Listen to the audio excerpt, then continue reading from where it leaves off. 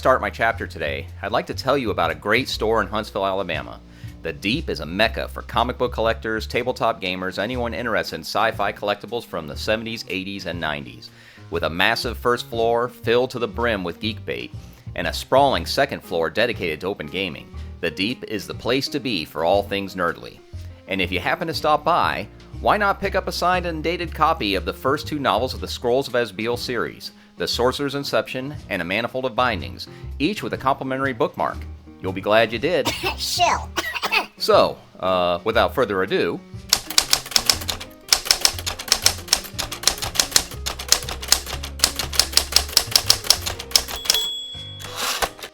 when I was a lad in elementary school, a paltry few years ago, I was introduced to something called the Scholastic Book Club. The program allows an elementary student to order age-appropriate books for just a few dollars and, with a bit of luck, will receive their wondrous tome with lightning speed arriving just before high school graduation. Actually, delivery is much faster than that, and is a wonderful program, introducing young minds to the wonderful worlds of published literature. I just know it seemed like years passed before I finally received my much-anticipated books, back in the dark ages before innovations like the internet and package tracking existed. Oh, how we suffered so.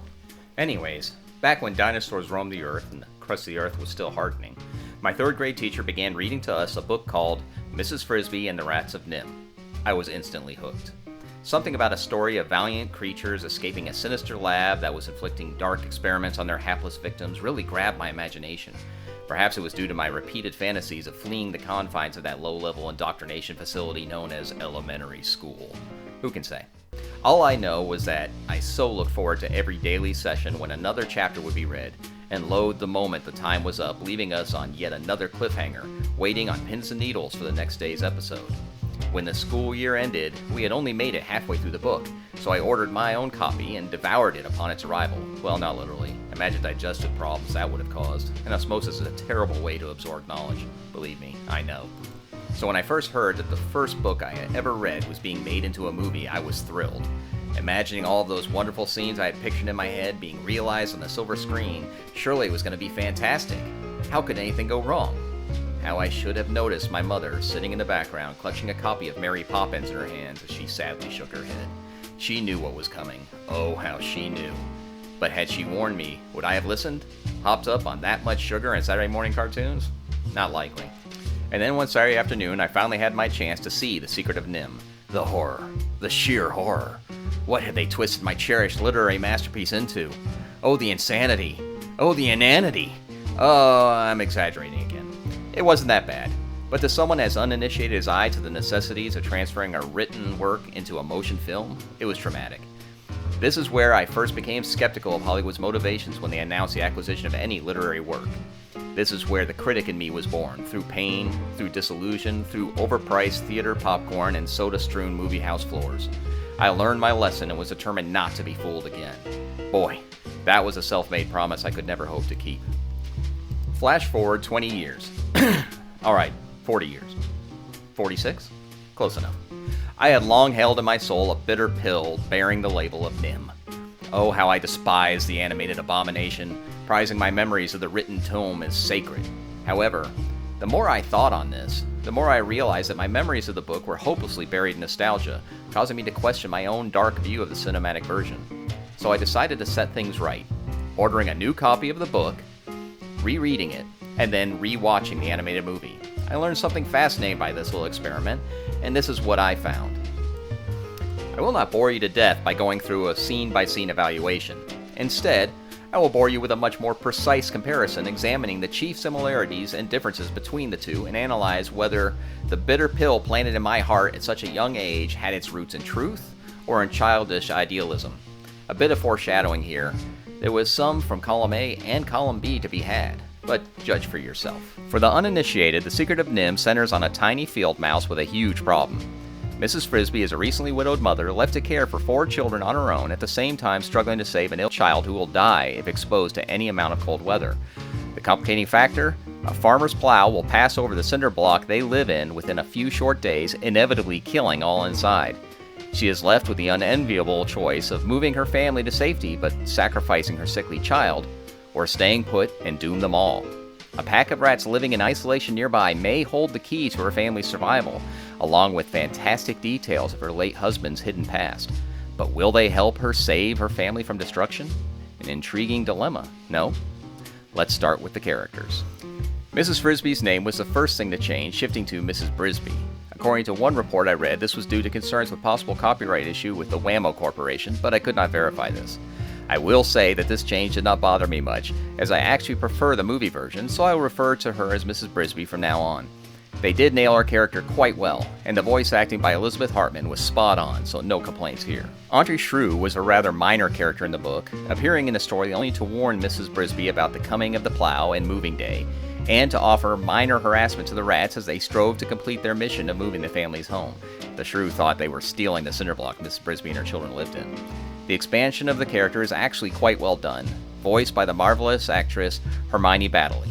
The character of Mr. Aegis was also expanded quite a bit. In the book, he was a dear friend of the Brisby family, living in the wall of an abandoned basement, the lone remains of a long-demolished farmhouse.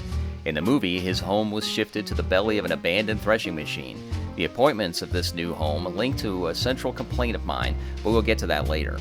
As far as the cinematic character goes, voiced by the accomplished Arthur Mallet, Mr. Aegis is a far more gruff and cantankerous character than in the book, but I see where this was necessary to grant the character more flavor. The adult me approves, even if the young me never will. Jeremy the Crow underwent a much more radical shift as he transitioned from page to film. In the book, he is young and naive, allowing himself to become entangled in a bit of shiny string he intended to gift to a love interest of his.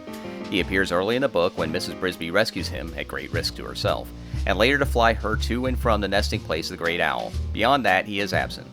In the movie, Jeremy is voiced by the great Dom DeLuise, and is a far more comical character, bumbling, clumsy, and foolish, with a much larger role in the story. Again, I cannot fault this, as one cannot squander such talent as Dom DeLuise. A minor character whose change bears mentioning is Brutus, one of the Rats of NIMH. In the book, he is much like Jeremy, young and inexperienced, unknowing of the details of the rats' escape from NIMH, and ignorant of Jonathan Brisby's role in all of it, Mrs. Brisby's late husband. But he is well-intentioned and comes around as the story progresses.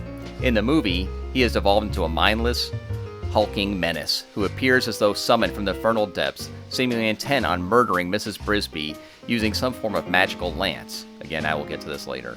Sad they could not show his true nature beyond Mr. Aegis reassuring the terrified Miss Brisby that this looming nightmare is no real threat. But I suppose it's no significant loss to the story. That is still to come. Jenner is a far more drastic example of the changes made. In the book, we never truly meet him, other than in the memories of Nicodemus. When Mrs. Brisby is told the history of the Rats of NIMH, we learn that Jenner was a close childhood friend of Nicodemus, growing up, captured, and escaping together.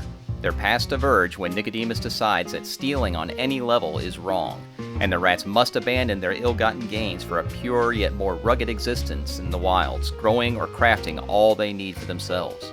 Jenner disagrees, and before we meet the rats, has left with his entourage to seek their own path. We learn later, thanks to the unfortunate capture of Mrs. Brisby but at the hands of the farmer's son, that his group fell due to an ill-advised attempt to steal an electric motor that was still plugged in, all slain in a tragic accident.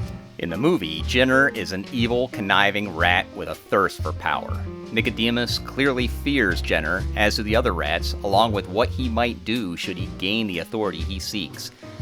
Jenner strives to keep the rats where they are, thwarting Nicodemus's plan to move to the wilds, and even suggesting open war against the humans. Although such an act is mentioned in passing in the book, it seems this is as quickly dismissed as it is raised. Here, Jenner evolves from a rat who simply has a more open view of acquisitions for the group's well-being, to one openly hostile to everyone around him, including his allies. This I wish they had done differently, but I feel they felt a more nuanced villain might be lost on the target audience. Nicodemus is a wholly different matter. In the book, we are told that the rats were experimented on, given drugs that increased their intelligence, their size, and vastly lengthened their longevity, all possibly beyond what the scientists had intended. The Nicodemus we meet in the book is much older than the average rat, as well as much smarter and stronger, sporting a ragged scar and an eye patch, telling of a life of hardship overcome. He is an enigmatic character who we wish to learn more about. But, make no mistake, this Nicodemus has earned his success, and that of his followers through hard work, study, and ingenuity. Nothing has been easy, and, as he well knows, nothing will be in the future he has chosen for his group. The Nicodemus we meet in the movie is a walking, talking, desiccated corpse. Old beyond all reason, he is indeed wise and intelligent, but he has gained all this not through his own wits and drive, but through magic.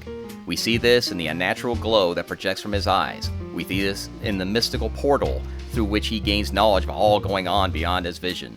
And we see this through the gem he presents to Mrs. Frisby, ostensibly the property of her late husband. And it's here that my issues with the movie truly begin. The gem. Oh, how I hate it so. You see, after rereading the book and watching the movie, I was able to focus in on what had annoyed me so much at the tender age of 13, magic. It was not that I was averse to the use of magical elements in stories. By that age, I had already read The Hobbit a few times. But it was how it was used in this movie that bothered me. The way it undercut all the rats had accomplished, and in my opinion, did not further the story, but trivialized what the Rats of NIMH had accomplished. Allow me to explain. In the book, NIMH was a more nuanced place. The author really did not try to make the scientists there evil, only to show that what they were doing was not appreciated by the rats, and understandably so. The scientists had paid for the rats' capture from a nearby market, split them, and a few mice, into groups, and began their experiments upon these unwilling subjects involving injections and intense testing. As the subjects showed increased intelligence and longevity, the scientists expanded their lessons, introducing the rats to simple word recognition and advanced maze navigation. What the scientists failed to notice was that their subjects were learning at a much faster rate than they realized. This was mostly due to the efforts of the rats constantly striving to keep their masters in the dark as to their true capabilities. Their escape took weeks to accomplish, meticulously concealed so that their efforts would not be detected, all while continuing to learn from their captors. Upon escaping, the Rats of NIMH managed to find their way to an unoccupied house with an immense library, allowing them to increase their knowledge even as they searched for a more permanent home. A very fortunate find in a cache of tools and supplies bordering on Deus Ex Machina. They discover a cave near a farm and set up shop, creating the marvelous subterranean complex Mrs. Frisby is ushered through in the story.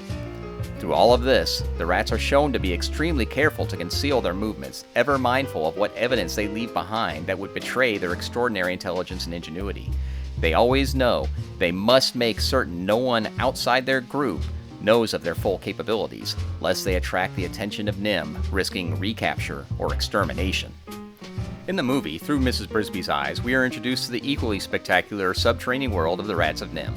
In fact, it is far more remarkable, because much of it is not based on science or any practical knowledge at all. It is a complex made possible through magic, with glittering lights and explosive devices that serve no real purpose other than to mesmerize the audience.